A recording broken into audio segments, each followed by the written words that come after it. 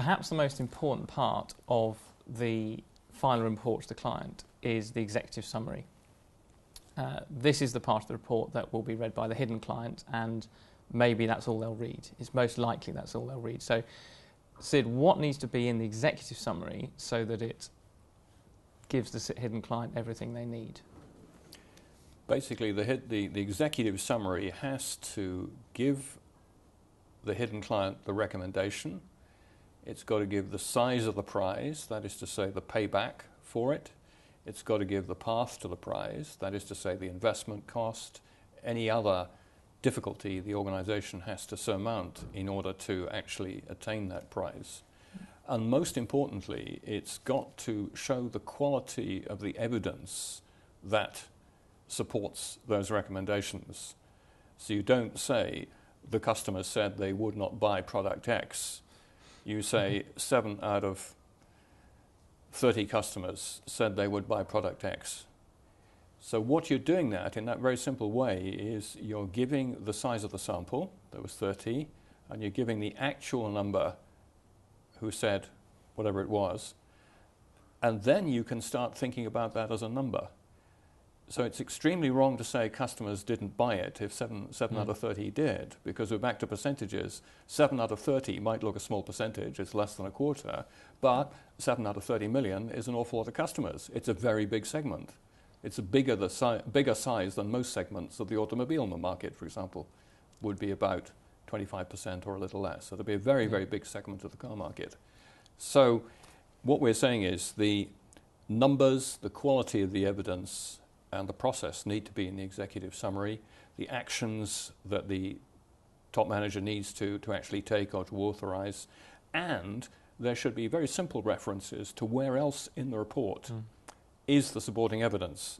So you can say 27 out of 30 or 7 out of 30 did this, brackets, page XXX. Sure. So the really interested chief executive can either personally read it or say to somebody else, go and get me all the numbers that back this, check the logic, I want to see the model.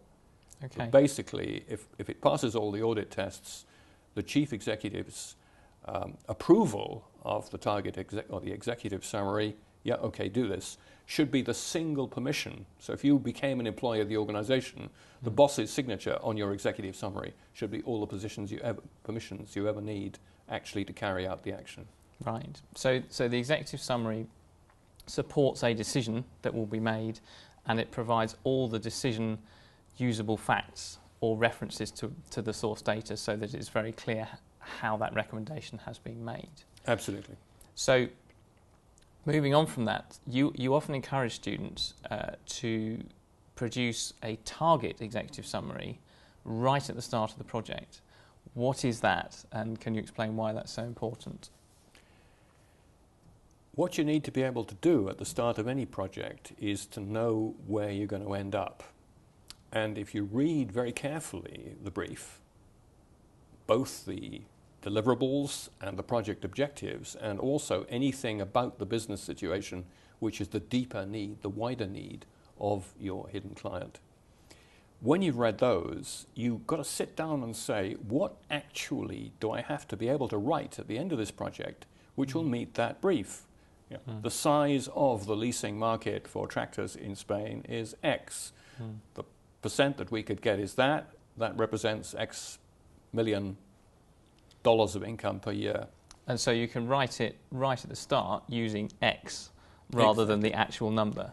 Exactly. And then when you look at that, if you've got a statement in the terms that the original project brief requires of what the numbers need to look like, then you can sit back and say, okay, what do I actually have to do in the real world to produce evidence to let me make statements that look like that? Yes, so it's a really helpful way of focusing what you need to research and your work plan, so that you're not sort of wandering off in all directions, but you're very clear what the key data are that and you can design your research around that. Absolutely. It gives you the great freedom of millions of things you don't have to study because you can't get evidence about them, or you're not being asked to take decisions about them, but it also gives you a very tight focus about what you must have studied in order to be able actually to make the statements required. How do you find out the size of the market of leasing of tractors in Spain? What segments exist within it?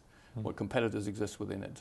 What numbers do you have to match to do deals to compete with the other sources of finance? Those are the kind of things you're going to need to find out, and that begins to tell you what populations do I need to talk about, what variables do I need to talk about, what do I still not know, what does the client still not know that I've got to find out for myself about how people take decisions. Yeah. But you're beginning by writing a target executive summary to say, if I don't do research that fills that, I haven't got a product.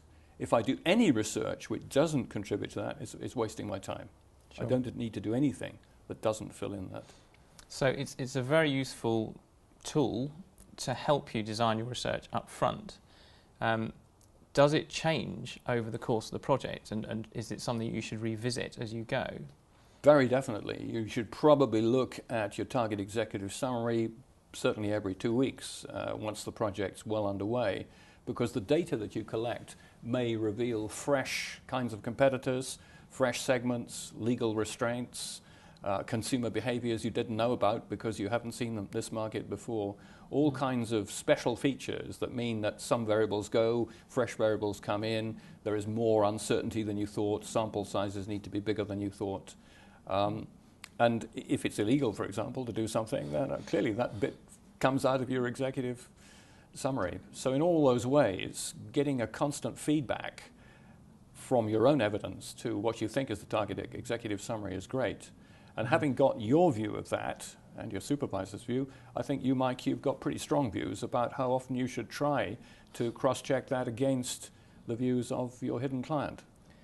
Sure, yeah, I mean, for me, I think it's kind of a weekly discipline really for students just to review what their research question is, what their hypothesis, just to come back to it to remind themselves. Because as we've previously discussed, there is a risk that the visible client will take you off track, and coming back to the brief, coming back to what you think the answer should look like helps to spot that coming. I mean, it reminds me of a phrase, begin with the end in mind. I think in a sense that the target executive summary is a practical way for the student group to do that. And I would add to that, don't just begin with the end in mind, but all the way along, continue Keep and aiming review at the target with the aim in mind. Exactly.